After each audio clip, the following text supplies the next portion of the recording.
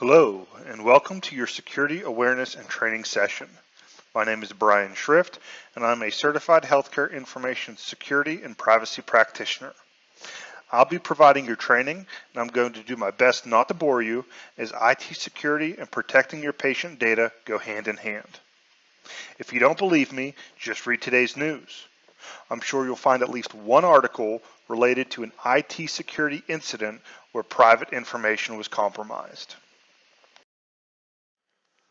While this presentation is geared towards medical clients who are mandated to attend security awareness training, the bulk of the content in this presentation applies to all businesses in general. Examples would be topics like general computer security, the protection of data, or internet and email security. Anywhere you hear or see the word PHI, just think of it as your private and confidential data. So why is security awareness important? Well, for a number of reasons, but we're just going to highlight a few.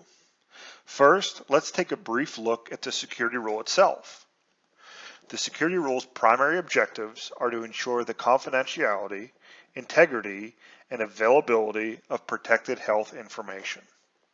Or in plain English, the law is written to ensure that adequate safeguards are put in place to protect patient information from unauthorized access and disclosure, confidentiality, improper alterations or deletions, integrity, and being accessible when needed, availability.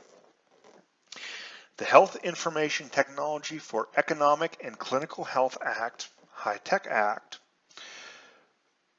was enacted as part of the 2009 stimulus bill. One of the primary purposes of the HITECH Act was to provide a series of amendments, clarifications, and updates to HIPAA, including a significant increase in enforcement activities and penalties. The HITECH Act also marked the first time that a business associate could be found directly liable for HIPAA violations. With the HITECH Act ushering in penalties up to $1.5 million, non-compliance is a costly risk. But ultimately, you're entrusted to keep your patient's data personal and private. Just as I'm sure that you don't want your personal data floating around, neither do your patients. So let's refresh ourselves on what constitutes protected health information, or PHI. Here is a list of the 18 identifiers which constitute PHI. If any one of these items is included in a document or an electronic file, that document or electronic file is PHI. For business associates, such as accountants, if you are provided a copy of your client's QuickBooks file, which contain a single patient name, that QuickBooks file is now considered PHI, and you must implement safeguards to protect it.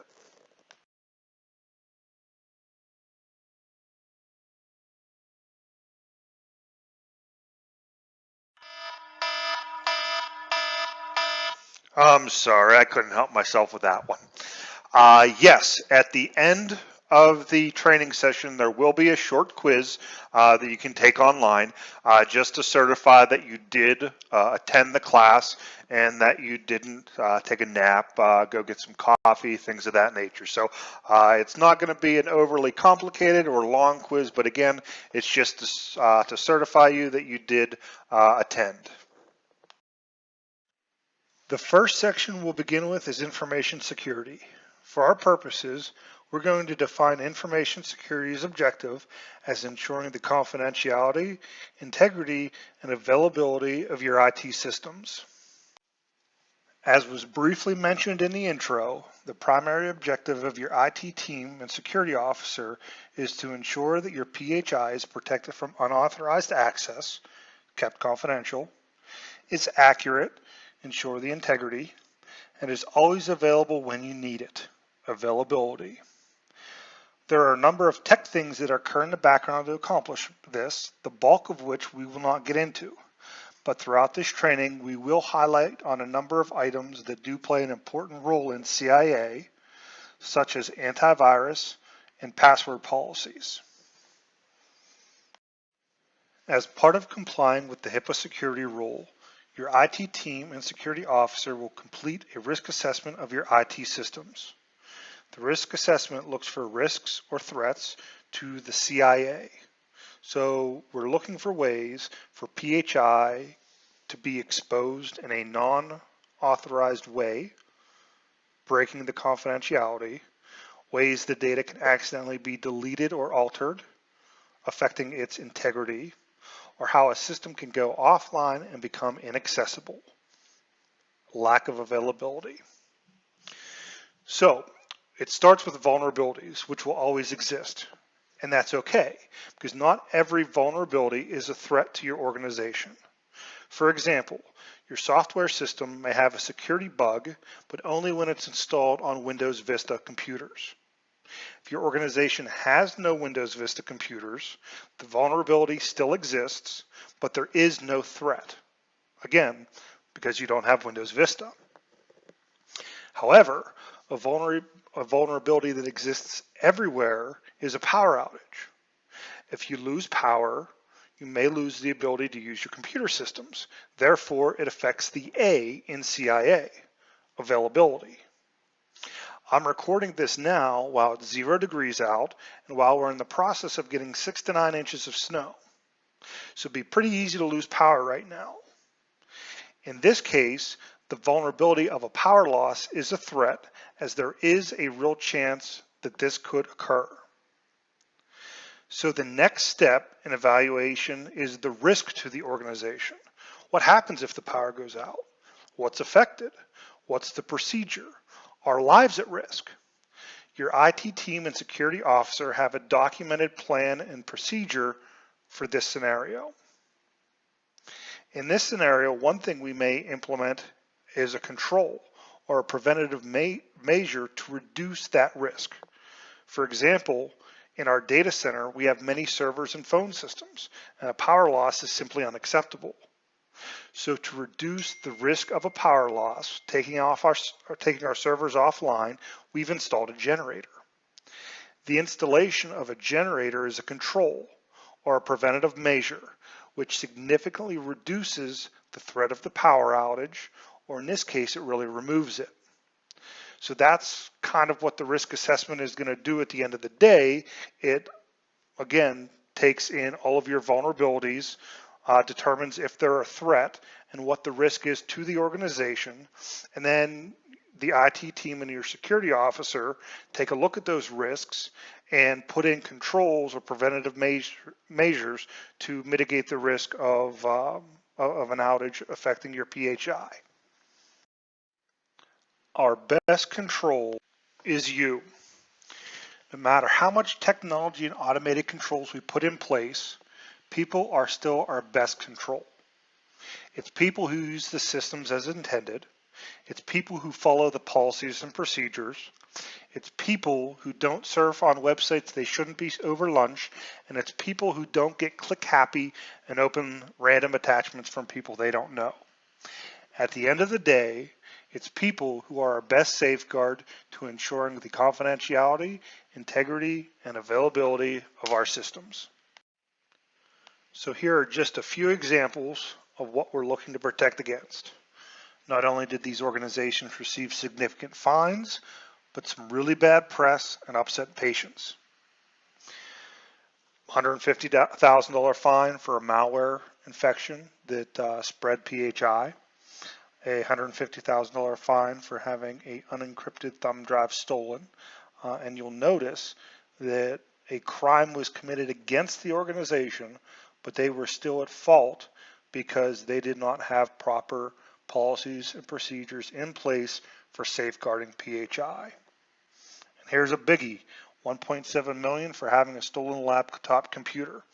Now, granted, the Alaska Department of Health and Human Services had a number of other violations, such as the lack of a risk assessment and a couple other things, but you get the kind of the point of why this is so very important. And that wraps up our overview of information security.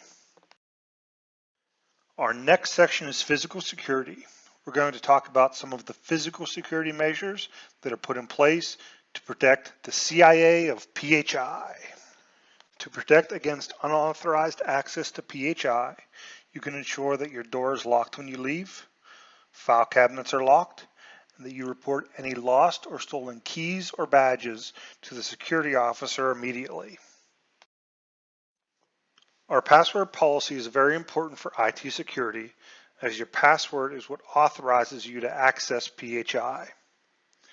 Our password policy requires you to change your password regularly. Depending on the system, you may need to change your password every 60, 90, or 180 days.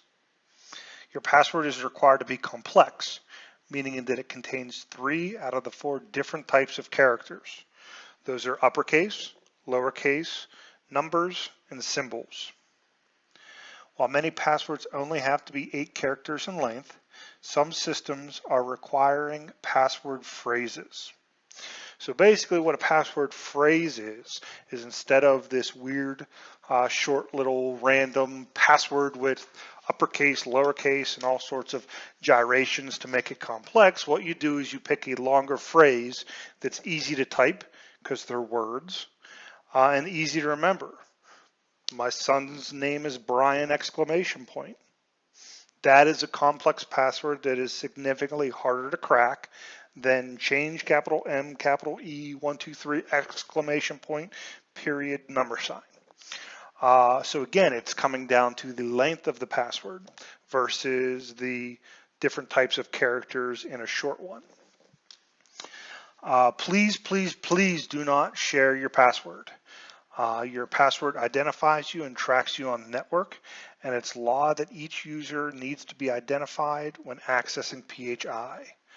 We're not looking to be Big Brother here, but if there would be a security incident where PHI was breached, we need to be able to track that back and figure out how and why that breach occurred. And then, of course, talking about the risk management from earlier, we would need to put in controls to prevent that from occurring again. So please, please, no sharing of your password.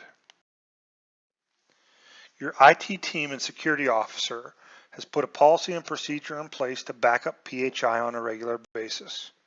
There are a number of different types of backups, and we'll briefly review the 3 main types most commonly used for our clients. The most traditional is the offsite data backup, where a backup software simply takes the data, or PHI, encrypts it, and uploads it to our data center for a secure offsite backup. This backup can be configured to run once a night, at various times throughout the day, or continuously. That's often coupled with an on-site server image backup, which takes an exact copy of your entire server, so the data, the temp files, the security settings, everything, makes an entire copy of that and has it for disaster recovery. So in the event that the server were to crash, instead of having to rebuild that server from scratch and then download that PHI and put it back in place and test it and do all that fun stuff, we can restore the entire server from backup. So it speeds up disaster recovery significantly. And then the final one we're going to talk about briefly is server replication. And this is one of the things I get a little geeky about. And the reason is because it just takes care of everything. So server replication allows us to make a backup of your entire server offsite continuously or once a night, depending on the type of technology we use. But the great thing about this from a backup and disaster recovery standpoint is we can have an exact copy of your entire IT infrastructure, whether you have 1 server or 20. We can have a copy of every single one of those 20 servers in our data center. So in the event of a fire, flood, any kind of catastrophe, theft, virus, leaky pipe, whatever, we have everything in our data center and you lose very minimal time in getting back up and running. So yeah, I get a little geeky about that one. When a system is replaced, there are fragments of data still left on the computer's hard drive. Even if you delete the data or format the drive, data is still technically there and can be recovered. This is also true for your own computer. That's why malicious individuals will go dumpster diving for old computers, as they will often find private information which can assist them in compromising your identity. But in our case, that confidential information is PHI. So to ensure the data is actually gone, you must run a special wipe program on the drive.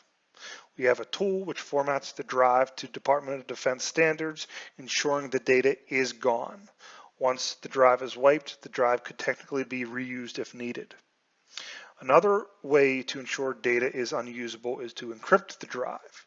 If the drive is encrypted under HIPAA, that's considered safe harbor, as encrypted data is useless without the de-encryption code, of course. That's why it's critical that USB drives and laptops are encrypted. So if they are lost or stolen, the person who steals them or finds the device doesn't have access to that PHI. Degaussing is a mechanical tool which uses a magnetic to destroy the drive, and that's what the picture of that mechanical device is here on the slide. This is the device we're in the process of acquiring, and there's a nice little tray that we throw the drive in, hit a little button, and after a couple seconds, the drive is completely destroyed and unusable. So again, important that the hard drives and old systems get wiped properly so that no PHI can be recovered. Our next section is general computer use, where we have just a few tips on computer usage. Keep your computer monitor angled away from public view. Avoid shoulder surfing, which is someone creeping up behind you and peeking over your shoulder to see what's on your screen. You should not connect any devices to your computer unless approved by the security officer. This especially includes anything that can copy data or bring in a virus, such as a USB drive or a smartphone.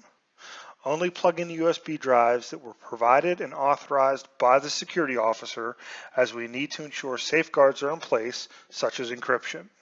If you need to charge your smartphone, please plug it into the wall and not the USB port on your computer. It charges faster anyways that way. Don't go rogue. Don't become a threat we need to put in a control for. Violating policies and procedures not only puts PHI at risk, but may put your job at risk. All right, our next section, email and internet security, is very important as a lot of compromises occur over email and the internet. That's how a lot of viruses, spyware, all that fun stuff that just wreaks havoc on systems oftentimes gets into the system via email and the internet. So this is one section that I know you're all paying very close attention and on the edge of your seats on all the other sections, but this is one where you really need to pay attention to, and I will be giving a number of tips to help you remain safe on the internet. Unfortunately, there is a significant amount of cybercrime in existence today, and it doesn't look like it's going to be stopping or slowing down anytime soon. Here are just a few examples of the common types of cybercrime you come across most likely on a daily basis, and we're going to talk about some safeguards to help protect against it.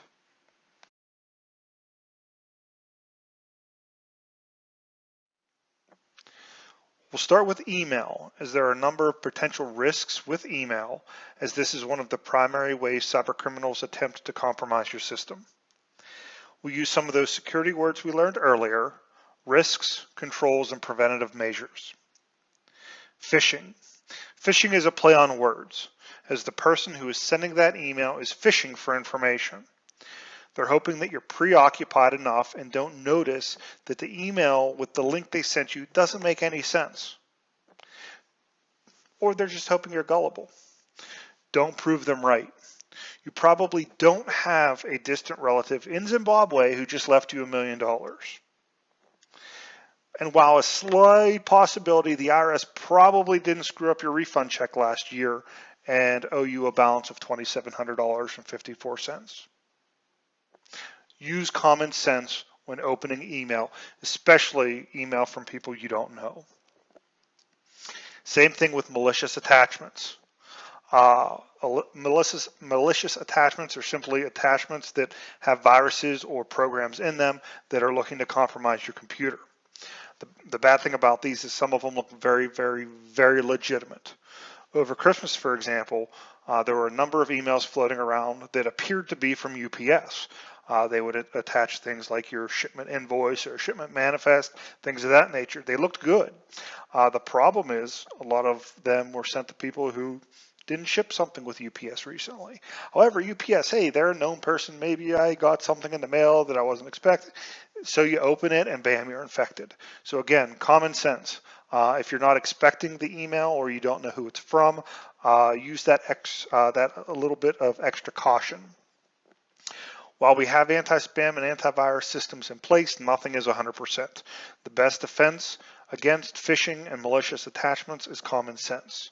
Please take that extra second or two to actually read the email, look at its legitimacy before opening the attachment or clicking the link. If you don't know the sender, if it looks fishy, just hit delete. Here's a tech tip on testing an email link. In this example, we're using Microsoft Outlook, although many email clients also do similar things such as this. But what we're basically doing is leaving our mouse pointer over the link that the person who sent you the email wants you to click on. In this instance, you're going to see that this email was from the Bank of America IT Security Department, which, yeah, we know that doesn't exist. Secondly, we know your bank isn't going to ask you to log in and validate your account. Just not going to happen. So in looking at this link, it looks legitimate. They're even using HTTPS. That S stands for secure or encrypted. So when browsing on the internet, if you see HTTP, then anything you submit is unencrypted. If you see HTTPS, then the information going back and forth is encrypted. So they even threw in that S there. Looks legit, www.bankofamerica.com. They even made it say secure login. But when you put your mouse pointer over that link in the little info box there, it shows you that they're really taking you to 23.62.223.24. So they're phishing, or they're hoping that you're going to click that link, be taken to a fraudulent website, which is undoubtedly going to look pretty good. They'll steal the Bank of America logo. They might even make the login screen look exactly like the Bank of America login screen. But please don't fall for this kind of stuff. It's not going to happen. So again, use that extra couple seconds of common sense. Read the email, take a look at the link. If it is an Outlook, a lot of times you can right-click on the link and do properties or things of that nature and see exactly where it's taking you to. All right, we're going to talk a little bit about email encryption now. Email by design is unencrypted.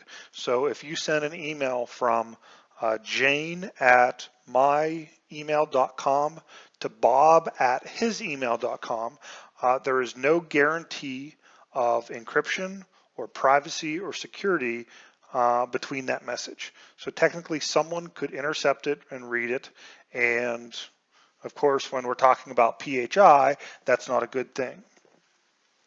And again, this is more when you're sending to people outside of your organization, as when you're sending internal email, everything remains internal and should be encrypted and secured.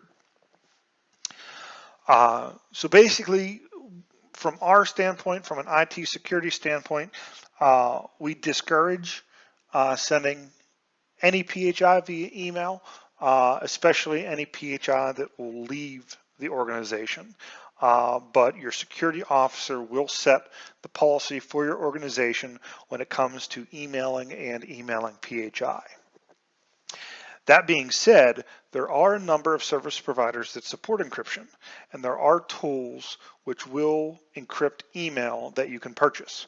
Some of them are a little bit cumbersome and things of that nature, but they do exist, and they will guarantee that security around the email.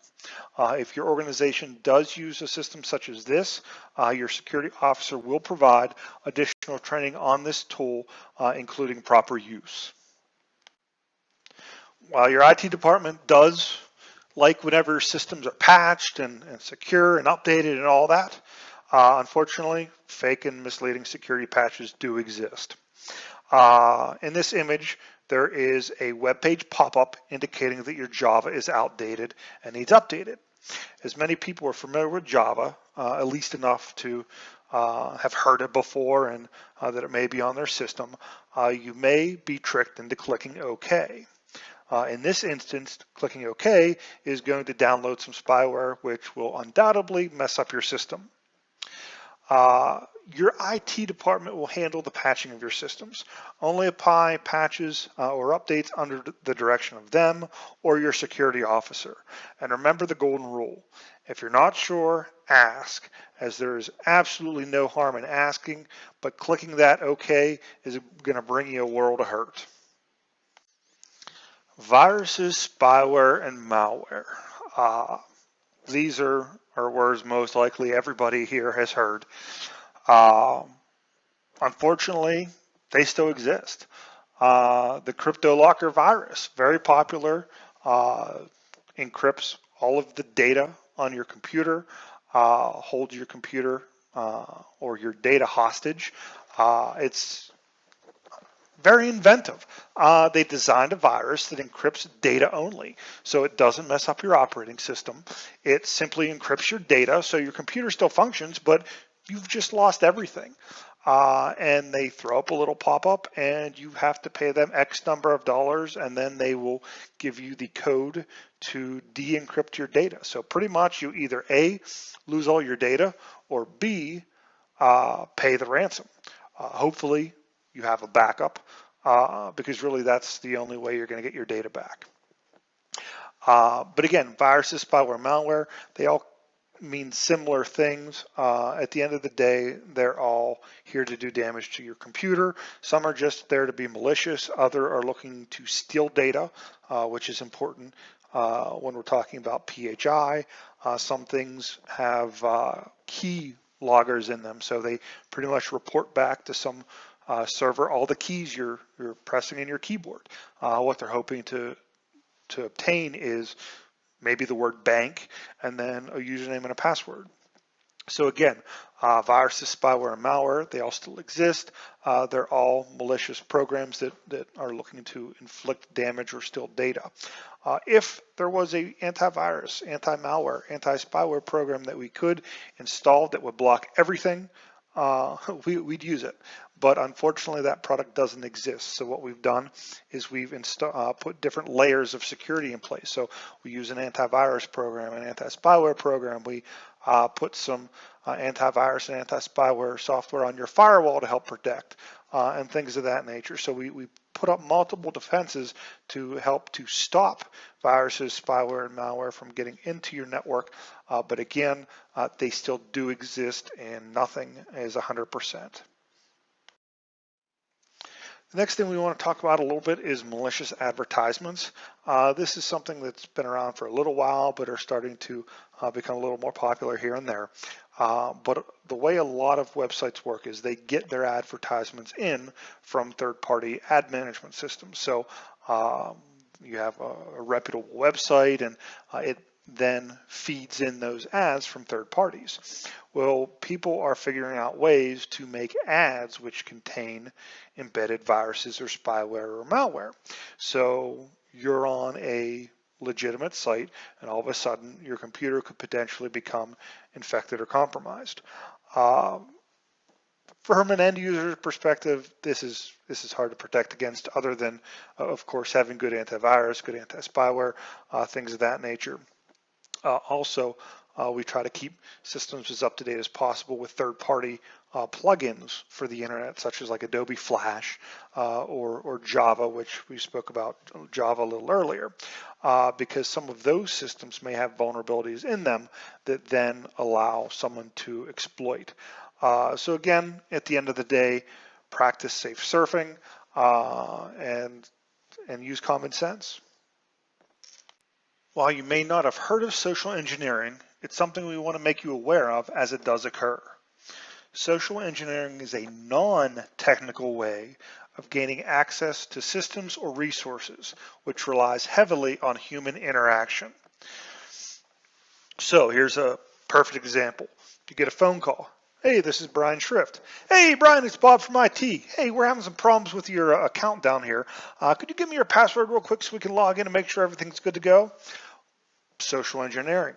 They're relying on you to give up your password right over the phone to Bob from IT. So again, with something like this, make sure that, hey, what's the caller ID say? Is it Bob from IT? Is it someone from your internal IT department? Is it someone that says Skype or the random numbers that you've never seen before? So again, use caution when, of course, giving up your password to anyone. You could even get something where someone would physically show up your office, maybe someone in a repairman suit or things of that nature that are relying on you thinking it makes sense. Hey, this is Gary. We heard your computers are having an issue. We're here to check things out. Or, hey, we're having some electrical issues downstairs. Wanted to check things out up here.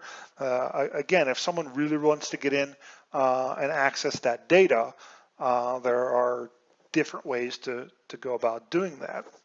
From an IT perspective, from my perspective, this is something we as techs have to guard against. Hey, this is Betty, and I got locked out of my account. Can you reset my password for me? Well, A, is it actually Betty? And B, what if Betty just got let go and was just escorted from the building? So we have to take precautions on our side as an IT department from social engineering as well. So again, while it's not the thing that makes the headlines, because of course hacking is the cool thing that compromises millions and millions of records or social security numbers or your bank account, social engineering is definitely a way someone could get into a system and access data or information that they're not supposed to be accessing. Our next section is going to cover teleworking, which is working outside of the office remotely. Additional security precautions must be taken when teleworking, as you're not in the safety of our controlled office environment. The cost of your laptop is the last thing your security officer is concerned about if your laptop is stolen and it contains PHI. Even though a crime has been committed against you, if that laptop contained PHI and the proper steps weren't taken to secure that data, the fines could be in the hundreds of thousands or millions of dollars. Just ask QCA Health Plan of Arizona, who had a laptop stolen with PHI on it of 148 individuals. An investigation determined the proper safeguards weren't in place, and they were slapped with a $250,000 fine. To avoid having your laptop stolen, never leave it unattended, even if you're just quickly using the restroom at Starbucks. Also, if you must leave it in the car, ensure it is not visible. Locking it in the trunk is best. If your security officer authorizes you to transport PHI outside of the office, proper steps will be taken to ensure the device you're carrying is encrypted. Never, and I can't stress this enough, never copy PHI to any device that has not been authorized and provided to you by the security officer. If a device is properly encrypted and your device is lost or stolen, the data is considered useless. Therefore, no costly notification, nor is this considered a breach, but rather just a security incident. Please remember that if your smartphone is connected to the office email server, you must ensure you follow the Bring Your Own Device policy. While many of the security requirements are forced automatically upon connection, your phone must have a password and must be encrypted. In the event that your phone is lost or stolen, you must notify the security officer immediately so precautions can be taken to attempt to remotely locate, lock, or wipe your device. A virtual private network, or VPN, is a way to connect to the network securely from a remote location. VPNs have been around for a while now and are quite common. The primary purpose of the VPN is to provide a secure and encrypted method for you to access network resources remotely. However, with all the changes in technology, there are a number of different ways you're now able to access the network remotely, and we'll highlight just a few. Terminal server. A terminal server, or now named a remote desktop server, is used to securely connect to a server from outside of the office. Unlike a VPN, a terminal server is more like securely controlling a computer remotely. Terminal servers are often preferred as no data, or in our case no PHI, leave the network. Outlook Mobile Access. Outlook Mobile Access is the technology that allows you to connect your smartphone or tablet to your corporate email server. As many people now use email to transmit PHI, your smartphone would be considered an external resource which is now required to be secured and encrypted. Remote access software. There are many different types of remote access software such as LogMeIn, GoToMyPC, and many others. It's important that you remember our earlier slide, don't go rogue and install your own software for remote access or any kind of remote connectivity. Your IT team or security officer can configure any remote access capabilities you need and provide you secure remote access to office resources. When connecting to a public wireless network, such as Starbucks, Panera, or a hotel, please exercise additional caution if the wireless connection does not indicate it's encrypted. Please ensure your virus protection is up to date and your firewall is not disabled. When on public Wi-Fi, security will be in place for your connection into the office. However, it's best to ensure the connection is encrypted to prevent any malicious intent from others around you.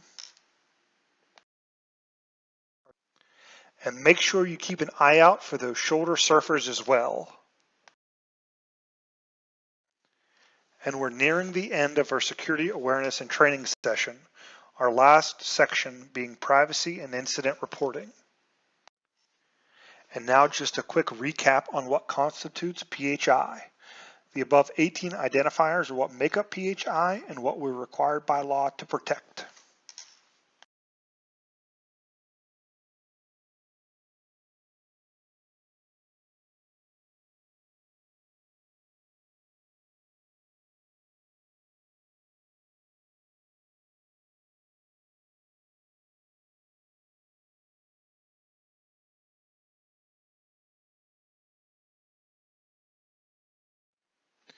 We've implemented a need-to-know security policy. This means that access to PHI is only granted to individuals if it's required for you to complete your job. You are part of the team which is responsible for protecting PHI. Please remember to follow the policies, procedures, and trainings in place which help to keep PHI secure. The security officer must be notified in the event of an unauthorized use or disclosure of PHI. It is the security officer's responsibility to assess the incident and respond accordingly. I also want to take a moment to clarify the difference between an incident and a breach, as not all security incidents are breaches. The security officer will investigate a security incident, often with the help of IT, and determine if any PHI was compromised. Here is a perfect example of a security incident that is not a breach. A user had used their personal Gmail account to email in a support request to our help desk. That email came from her Gmail, and it included PHI. So there was an internal policy that was violated there, so there was an incident. But in this instance, after investigation, no one was able to access that PHI that shouldn't have. Gmail has encryption on their email server, as well as, of course, our email server has encryption. So the email was secured and encrypted, sending from our smartphone to Gmail server to our server into our ticketing system. At that time, we saw that PHI was included in the email, as well as it came from her Gmail account. So we notified the security officer of an incident, which the security officer then investigated. that staff member was instructed to delete that email out of their sent items from their Gmail and reminded of the policy on sending email. There might have been a sanction. I'm not quite sure. I didn't get into that part, but that was an example of an incident where no PHI was breached. I'm sorry, I lied. Business associates is our last section, but it's only one slide, so we're almost at the end.